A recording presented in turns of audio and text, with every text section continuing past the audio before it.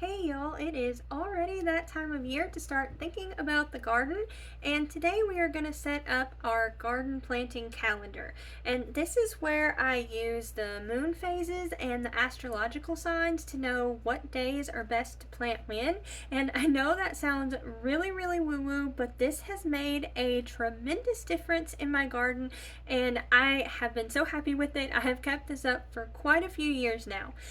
Whenever I first started doing this many years ago, probably close to 10 years ago, I started with just the moon phases, and they kind of go over some of this in like the Farmer's Almanac. But to start off, at the very beginning of the month, we are going to be in the light moon phase. So this is the time when you're going to be planting your above ground crops. Now, depending upon where you live, you may already be planting things and it may be a little too early. For me, where I'm at, the things that I plant this time of year is basically my sweet potatoes and my peppers. That's about the only things I start in February.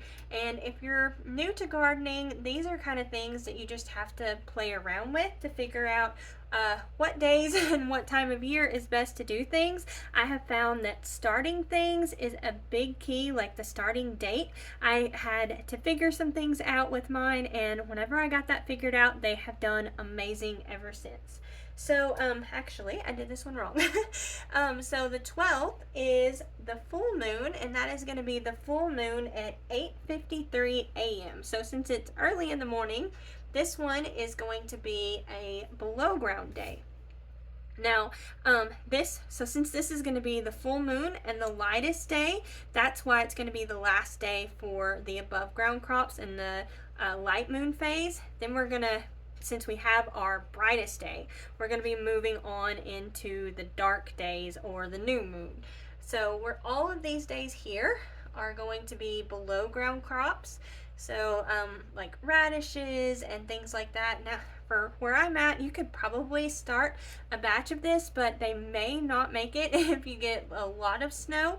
If you covered it, you probably could, but it's kind of a gamble for where I'm at without any type of greenhouse or cover or anything like that.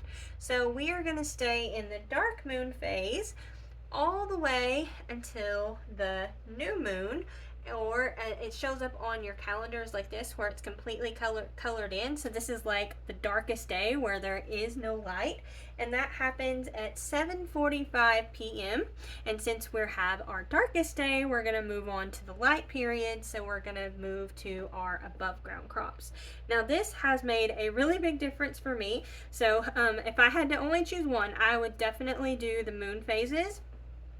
And from there, I've kind of learned more. I'm constantly reading books, and I've actually got a new book that's all about this that I'm really excited about reading. So we're going to start with the astrological signs. And I know this sounds really woo-woo, but this also has made a really big difference.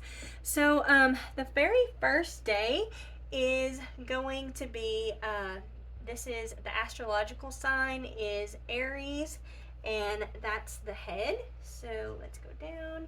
Aries, the head, and this day is it's a killing day, so you can put killing or no planting, however you want to call it. In the summertime, I try and reserve these days for weeding.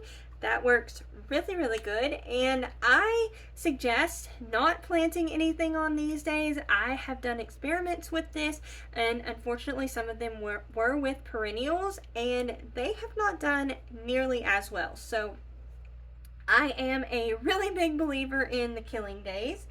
And other things that work really well is the next 3 days. I actually had started some house plants. We had done had taken cuttings from some of our pothos plants, and they're already starting to root, so I'm going to pot them up on these days here. So this is Taurus the neck.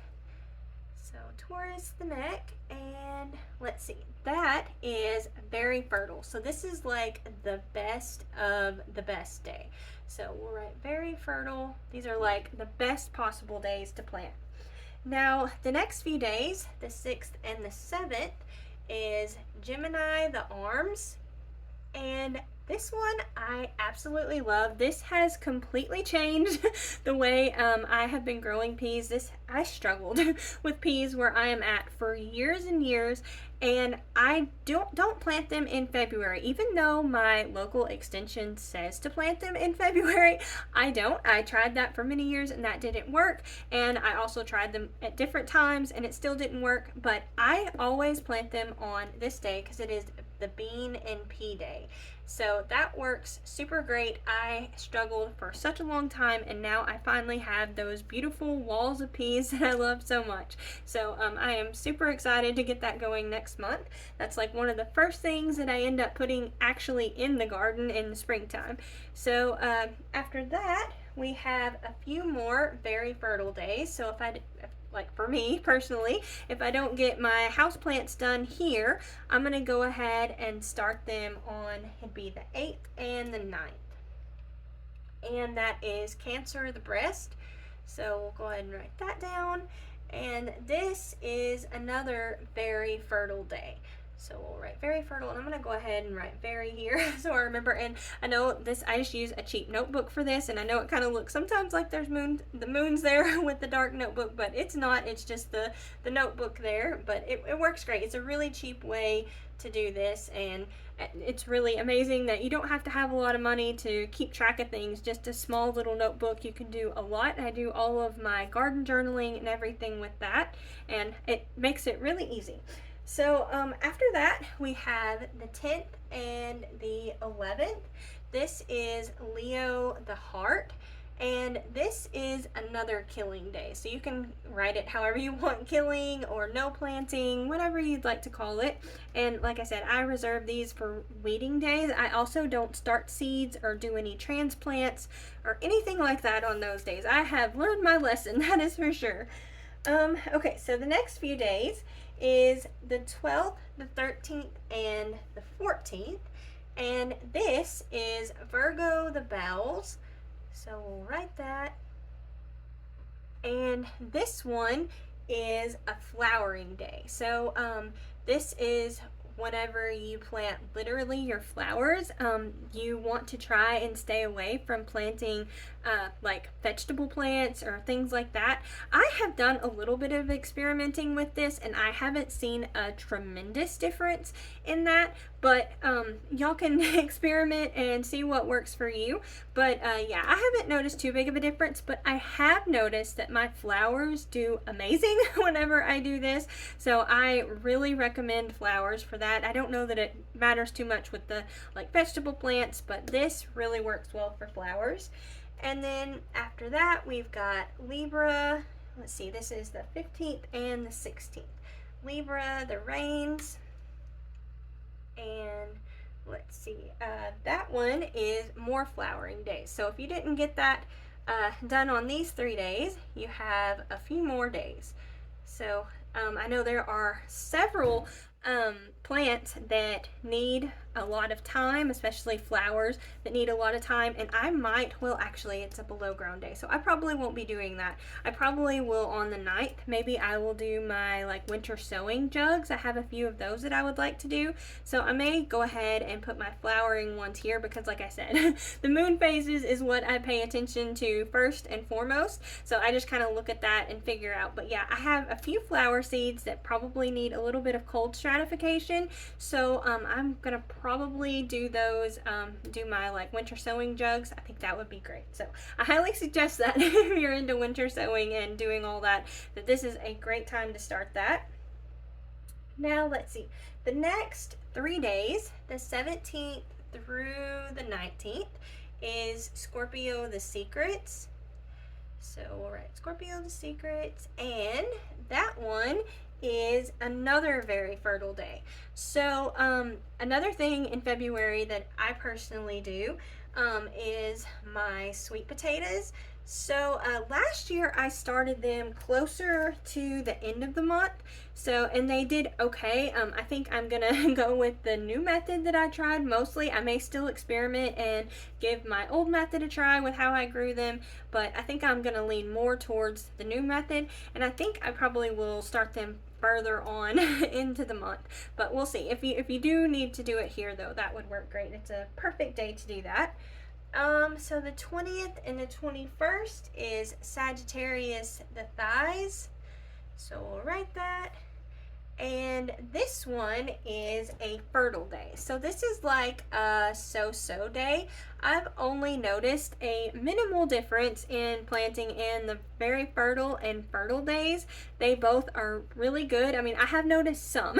So I would definitely say it is better, but it's not a bad day at all. And I know it's kind of hard to do this whole system, and sometimes you just have to do things whenever you can do them, and you can't always follow that. I'm sometimes that way, but I've just taken notes through the years in my gardening journal, and I have kind of been able to pick things up and notice what actually does do better. And I have, this is why it's made me such a big believer in this system, because it has just worked so much better.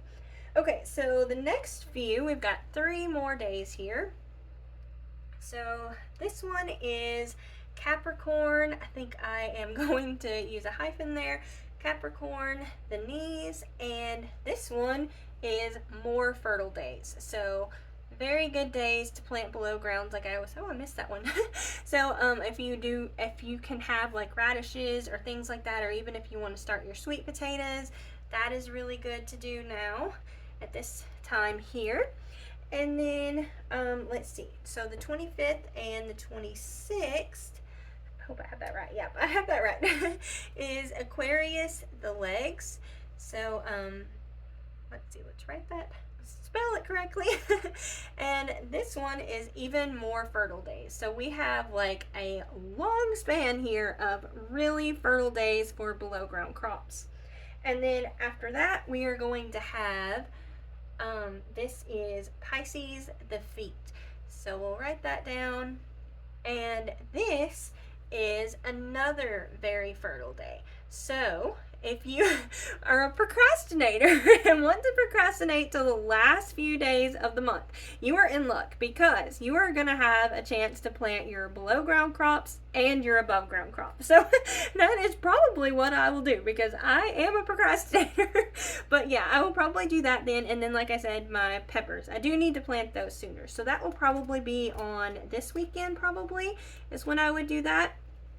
Yeah, that's probably what I'll do. And if something happens and something comes up, I will probably wait till the end of the month, because peppers are a really big staple crop for us, and it's really important. So I need to make sure and get that right. So I think that's everything with the moon phases and the astrological signs.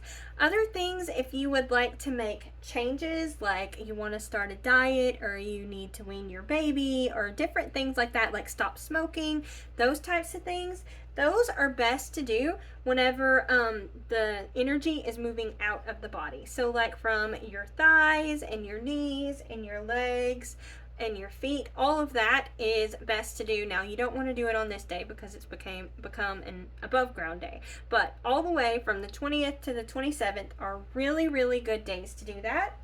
Other things that I have experimented with, and it really does make a big difference, is if you are digging holes for something, putting gravel or rock or stepping stones down in your garden, even mulch. This makes a difference with mulch too.